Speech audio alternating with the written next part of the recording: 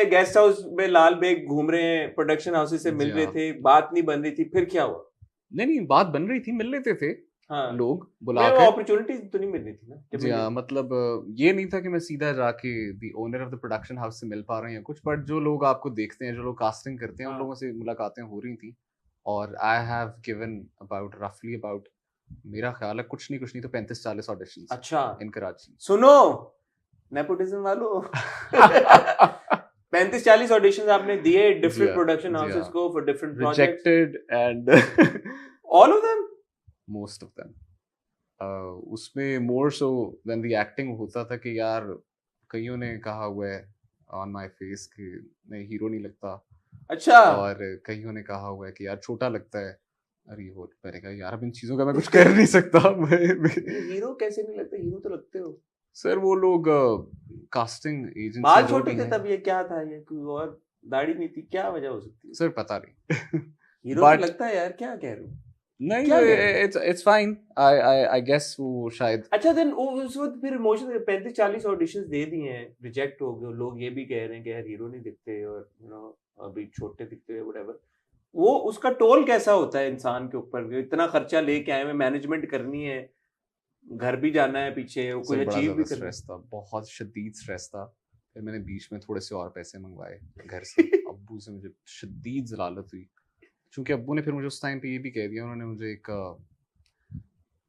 एक मखसूस वक्त दे दिया, एक टाइम विंडो मिल गई मुझे कि इट दिस इज इट, इसके बाद you can not pursue this, फिर आ जाओ वापस और आके काम करो। और अभी तक उन्होंने नहीं कहा कि चलो मैं फोन उठा के मिला देता हूँ किसी को? नहीं वो तो होना ही नहीं था ना सर, वो तो चाहते ही नहीं थे कि मैं ये करूँ। हाँ, तो उन्होंने कहा उनको, अच्छा ये स्ट्रगल ग्राइंड से मैं गुजरे खुद ही आपको से। आपस की बात बताऊं, हाँ, मुझे लगता है कि उनको अब्बू को था कि ये ना खुद ही आ जाएगा, हाँ। इसने इसने जब धक्के धक्के खाने हैं तो खाएंगे इसने तो, आ हाँ। जाना है, और अगर ये करता रहा तो शायद फिर इसको वाकई बड़ा जुनून है।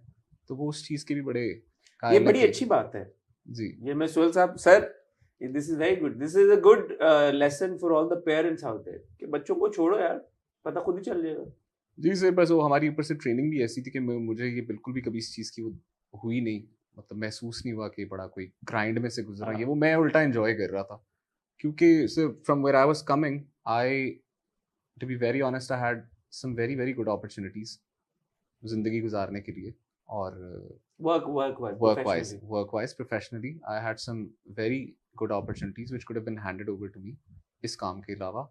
और मैं बड़े आराम से इससे शायद आप फाइनेंशियली जो एक बात कर रहे थे, वो इससे I could have made much more out of it. तो मैंने वो आई सारा लाइक कुछ टू नो, बट चलो ऑफ कैमरा। ऑफ कैमरा तो वो सारा बिल्कुल साइड पे रख के, उसका कभी हल्का सा भी होता है ना आपको, आपको यूर इन टू माइंड्स, हाँ, हाँ, कभी भी ऐसा नहीं हुआ मुझे था कि यही है, यही करना है। कम खा लूंगा लेकिन करना यही है। और और ऐसी बात नहीं है कि यहाँ पे मैं अगैन मैं किसी को फिट नहीं करना चाहता, कम नहीं खाते, जो खाते हैं वो बड़ा अच्छा खाते हैं, बट मैं अपनी बात कर रहा था हाँ, because I did not know ये जर्नी हाँ, कहाँ पे लेके जाएगी। ये सर अगर मेरे वालिद साहब, अब मुझे जहाँ तक समझ आती है, अगर उनकी इंटरफेरेंस होती भी, या वो अपनी पावर या अपनी पोजीशन को यूज करते भी, हाँ, तो अगर मेरे नसीब में ना लिखा होता तो मैं शायद कुछ भी ना कर पाता। मैं उनकी, क्योंकि मैंने फिर ये एग्जांपल्स देखी भी हैं, थोड़ा मैंने ऑब्वियसली साथ साथ स्टडी भी करता था हाउ द इंडस्ट्री मूव्स, बाहर भी यहाँ पे भी बहुत बहुत बड़े नाम, हाँ, आपके क्रॉस बॉर्डर जो या आपका मुल्क है, हमारा हमसाया मुल्क है, उधर से इतने इतने पावरफुल लोग हैं जिन्होंने आगे से अपने बच्चों को नहीं कर सके, लेकर आए हैं, एंड दे हैव नहीं कर गॉटन सके। Some very big launches, very huge launches, और वो नहीं हो सका। तो यहाँ से ये समझ आ गई कि ये काम ऐसा है कि इसमें जो आपकी ऑडियंस है उसने डिसाइड करना है कि आपने करना है या नहीं करना उनके लिए। तो बस यही था, अभी तो फिर तक कब यही है। कराची से फिर वो लाहौर कैसे फिर हुए फिर वापस काशिफ के साथ? सर वो ये था कि जब ये ऑडिशंस वाला काम नहीं बन पा रहा था, और जो रोल्स मिल रहे थे वो, हीरो का भाई, बहन का नहीं भाई, सर हीरो का हीरोइन? भाई भी नहीं, विलन का दोस्त, ओ हो कि मतलब उसने 2 एपिसोड में आना है हो बस लड़ाई के लिए। हो हो। तो मैं फिर आखिरी पॉइंट पे आके विलन के भाई का एक कैरेक्टर एक्सेप्ट भी कर लिया। मैंने कहा मैं कर लूंगा, मुझे कुछ पैसे आए कहीं से, बिकॉज ये तो खत्म हो रहा है खर्चा, और अब दोबारा मांगने की वो नहीं होगी हिम्मत, नहीं मांग पाऊंगा।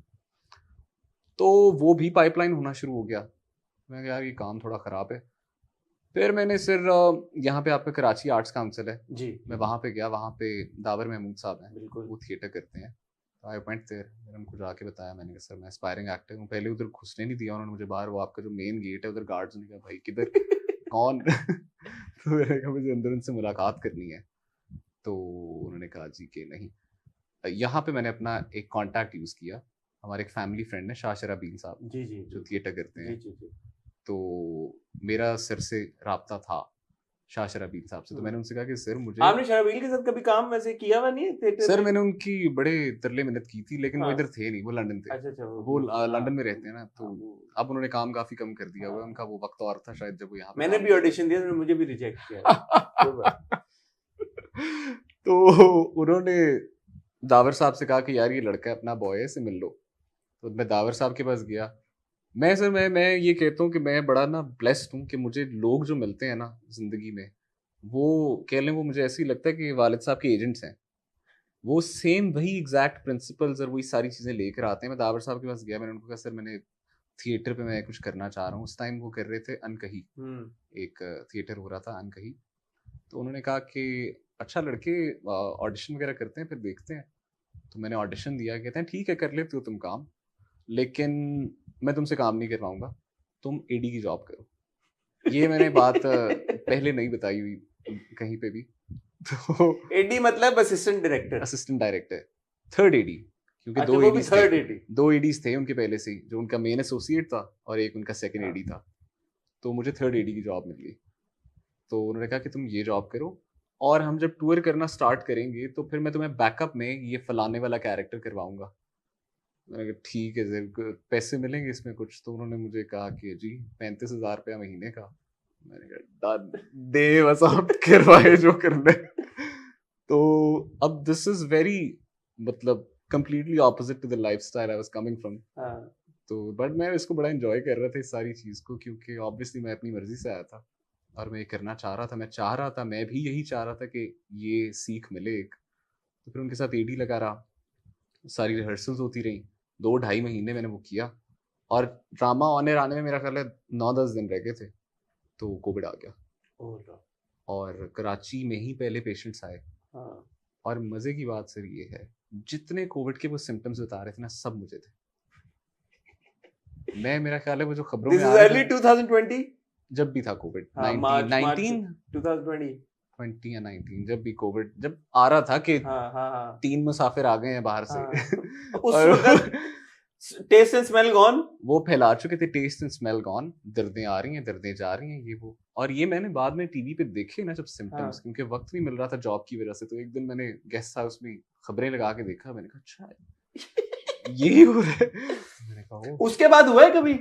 नहीं, मैं बताता हूँ ना आपको। तो मैं, मेरा ख्याल है जो पहले 50 पेशेंट्स आए थे ना जो पाकिस्तान के, जो आ रहा था कि 50 लोगों को फैल चुके हैं, मैं उनमें से एक था। तो लगा कैसे लिए यार पहले 50 लोग? मैं ऐसे थिएटर जा रहा था ना, तो थिएटर पे बहुत ज्यादा वो उनकी हाँ वर्क फोर्स थी और वो सारे आके मिल रहे हैं, जप्पियां डाल रहे हैं और ये वो। मैं तो क्रू के साथ होता था, हाँ तो मेरा ख्याल है वहां से कोई एक भाई लेकर आए हैं और उन्होंने फैलाया। फिर उसके बाद आपको स्पीड तो उसकी पता हाँ है, हाँ हाँ एक बड़ी रैपिड स्पीड पे फैला था। तो मैं, कोविड भी मुझे हो गया और कराची भी सारा सील डाउन हो रहा है और हाँ मुझे पता चला कि जब कराची भी बंद करने लगे हैं।